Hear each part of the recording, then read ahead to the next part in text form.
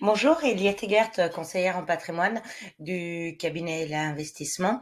Je vous présente cette première vidéo pour vous expliquer ce qu'est la et les lois Pinel, puisque vous allez voir, il y a différentes possibilités d'investir en loi Pinel.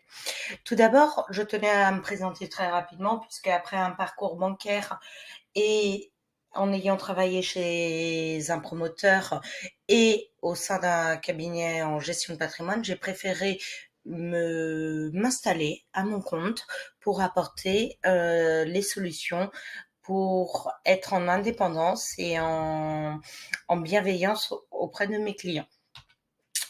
Donc, je vous expliquais que les lois Pinel, pourquoi les lois Pinel? Parce qu'il y en a plusieurs. À la base, toutes vont fonctionner exactement sur le même schéma.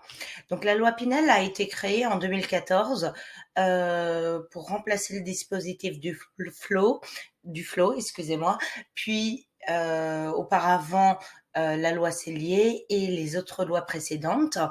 Et ce dispositif est prorogé jusqu'en 2024. On est dans un investissement locatif dans le neuf. On peut aller jusqu'à une réduction d'impôt sur un investissement sur une durée de 12 ans jusqu'à hauteur de 63 000 euros. Les avantages, ça va être simple, ça va vous permettre d'épargner votre impôt sur le revenu. C'est-à-dire que au lieu de le payer à perte auprès du fisc, entre guillemets, vous allez le mettre de côté et ça va payer votre investissement. Il y a un potentiel de plus-value selon les quartiers qu'on estime en devenir, qui vont être les quartiers prioritaires des villes ou d'autres secteurs géographiques.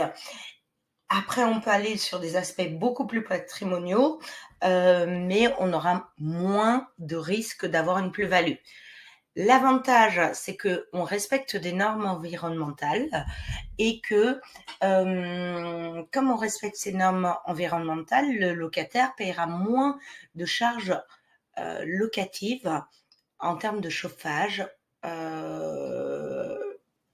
annuellement, et donc on aura plus de facilité à louer votre bien immobilier. L'objectif, c'est de réduire son impôt. Au lieu de le payer à fond perdu, on va le capitaliser, on va l'épargner. Ça permet de préparer sa retraite, puisqu'on va pouvoir éventuellement soit obtenir des revenus, soit augmenter son patrimoine, mais également de protéger sa famille par le biais du levier bancaire. Donc, pourquoi je vous disais avant, la loi Pinel existe en fait sur plusieurs lois Pinel, parce qu'en fait, on a la Pinel classique, qui va être une loi qui va vous obliger à investir. Ça, c'est les obligations, qui va vous obliger à investir dans certains secteurs géographiques avec certaines contraintes et de vous permettre d'obtenir, ça c'est les avantages, d'obtenir un avantage fiscal qui va vous financer le bien immobilier. La Pinel Plus, c'est sur les années 2023 et 2024, on va pouvoir investir sur d'autres biens immobiliers en plus des premières réglementations. On va pouvoir avoir un avantage fiscal plus important mais avec certaines contraintes. On va être obligé d'être dans des quartiers prioritaires de la ville et ou de répondre aux normes de la réglementation environnementale 2020. La Pinel Outre-mer, on va aller sur des secteurs beaucoup plus exotiques, c'est-à-dire qu'on ne sera pas sur un investissement en France métropole, on va être sur un investissement qui va s'effectuer à La Réunion, en Martinique, à Saint-Martin, donc ce qu'on appelait les anciens dom-tom. Donc, en gros, la Pinel, c'est pas compliqué, c'est une acquisition d'un bien immobilier dans le neuf, en vente en l'état futur d'achèvement, c'est-à-dire que vous achetez sur plan. Vous avez des obligations qui vont être des obligations de location, de durée d'engagement de location, mais aussi de revenus, puisque c'est une loi dite à caractère social. On le reverra un peu plus tard. Donc effectivement, on a certaines zones qui sont qui sont mises en place, on va le voir après, mais vous avez la possibilité de louer ce bien à un membre de votre famille qui est détaché de votre foyer fiscal. À partir du moment où cette personne n'est plus inscrite, vos parents ou vos enfants ne sont plus inscrits sur le foyer fiscal, vous pouvez leur louer. Vous avez la possibilité d'effectuer 2 acquisitions par année de livraison à hauteur de 300 000 €, sachant que la base de réduction des 300 000 € va être le prix immobilier plus les frais de notaire.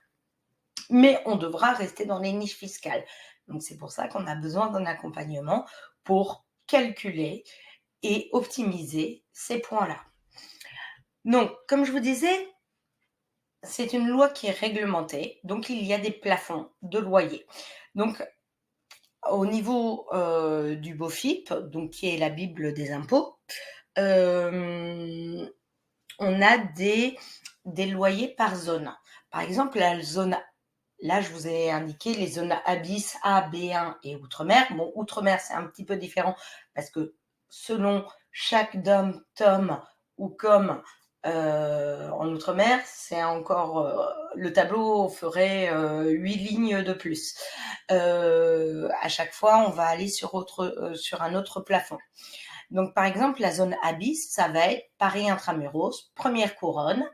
La zone A, ça va être Lille intramuros, Lyon, Montpellier.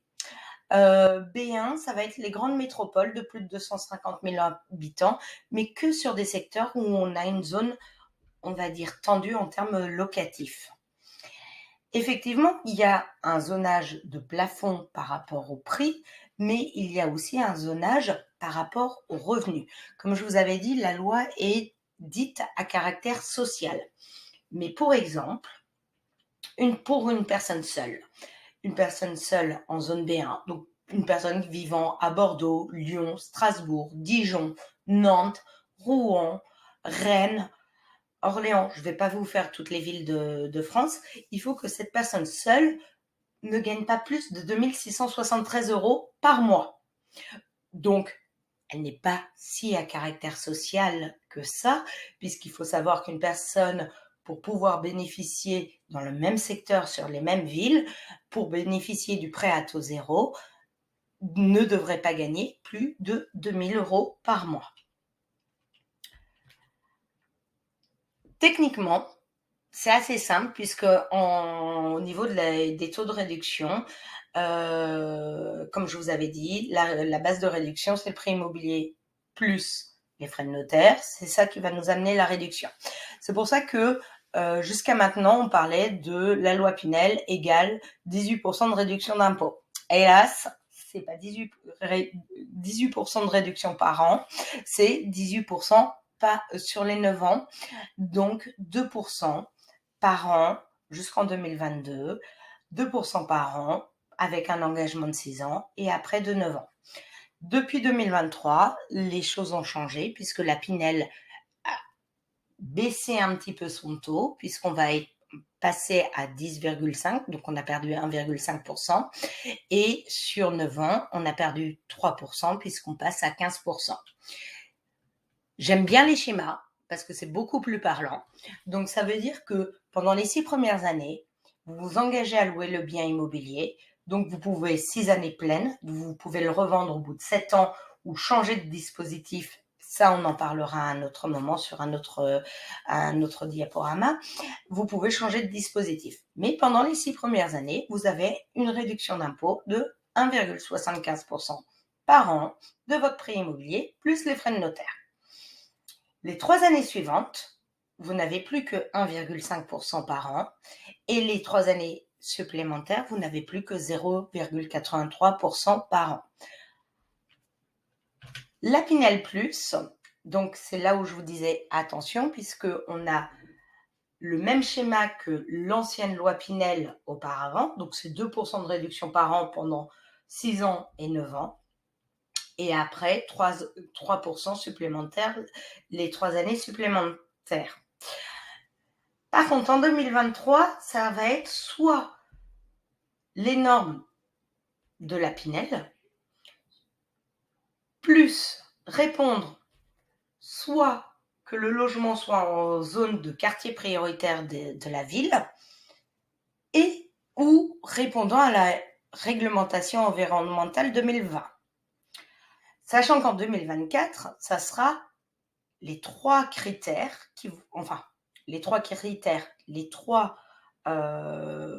événements qui vont devoir être cumulés, c'est-à-dire être en zone QPV, répondre à la norme RE 2020 et répondre aux autres conditions de la loi Pinel classiquement. Attention, vous signez un contrat en 2023, le bien est livré en 2025, vous devrez répondre aux normes 2025 de la RE 2020. Il fallait qu'il fasse encore plus compliqué que d'habitude, mais on reviendra là-dessus. Donc, comme je vous disais, c'est très simple. Les 6 premières années, c'est 2% de réduction d'impôt. 3 années supplémentaires, 2% supplémentaires par an. Et après, les 3 années suivantes, les 1%. La Pinel Outre-mer va aller sur une réduction d'impôt qui va être dégradée également à partir de 2023. Mais on voit bien que initialement, on était à 12% sur une Pinel en 2022 ou en Pinel Plus en 2023 pour une Pinel Plus, alors qu'une Pinel Outre-mer, on va être à 21,5%. Après, les années suivantes, on va rentrer dans le même schéma que la Pinel classique, comme vous pouvez le voir sur le schéma suivant, puisque les 6 premières années, on est à 3,58% de réduction d'impôt. On rajoute 3 années supplémentaires, on n'est plus qu'à 1,5%. Si on reste toujours dans le même schéma de réduction d'impôt, et 0,83% après les 3 années supplémentaires. Donc attention, il ne faut pas faire que attention au taux de réduction d'impôt, il faut faire très attention à l'attractivité du bien immobilier. C'est pour ça que je vous expose mes conseils. Mes conseils, ça va être déjà l'emplacement. Il faut que ça soit dans une recherche, soit d'une potentielle plus-value pour l'acquisition, soit dans un secteur patrimonial, mais on va avoir un prix d'acquisition qui va être plus élevé. Il faut qu'on regarde le rapport qualité-prix, puisqu'il faut avoir un prix qui soit cohérent par rapport au marché, mais il faut qu'il réponde surtout à une demande locative. Par contre, c'est ce que je dis toujours à mes clients, effectivement, quand je prends ma situation et que je recherche les biens immobiliers, je ne vais pas partir de ma situation actuelle, c'est-à-dire marié, 2 enfants, 3 chats, je vais plutôt partir sur 1-2 pièces. Est-ce que ça pourrait me convenir? Aussi bien pour l'achat, pour un investissement, donc la rentabilité, pour le prendre en location, ou pour le racheter par la suite, ou l'acheter tout court en tant que résidence principale.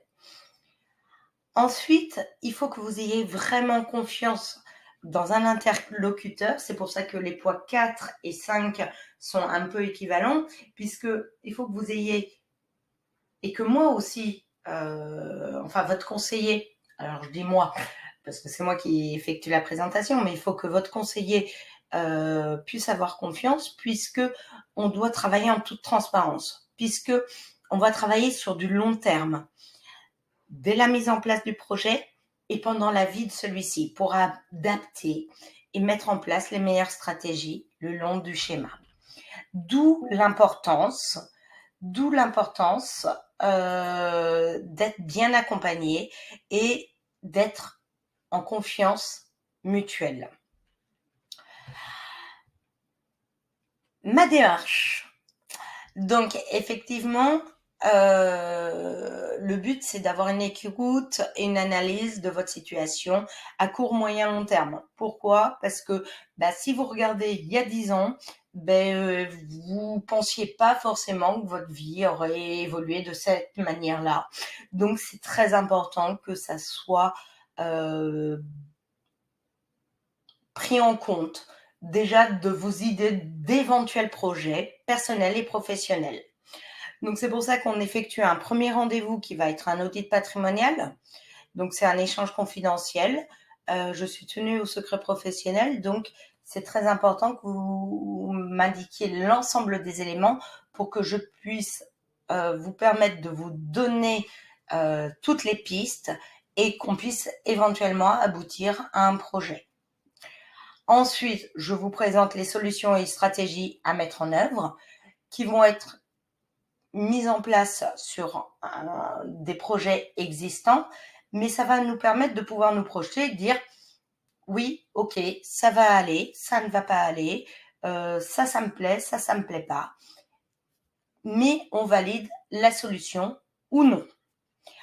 Suite à la validation de notre stratégie qu'on va mettre en place, je vais, alors aussi bien stratégie patrimoniale que fiscale, on va, si jamais les biens que je vous ai proposés ne vous conviennent pas, je vais vous proposer qu'on fasse un cahier des charges afin d'optimiser le choix des produits. Et après, hélas, vous allez devoir me supporter au minimum une fois par an pour que je puisse vous accompagner dans l'évolution de votre projet pour les déclarations fiscales parce que effectivement, j'envoie une petite liste chaque année, mais le fisc vous fait à chaque fois des petites surprises, il modifie un petit peu les éléments, mais ça permet qu'on puisse échanger sur votre évolution personnelle, patrimoniale et financière et fiscale et de vous apporter des solutions.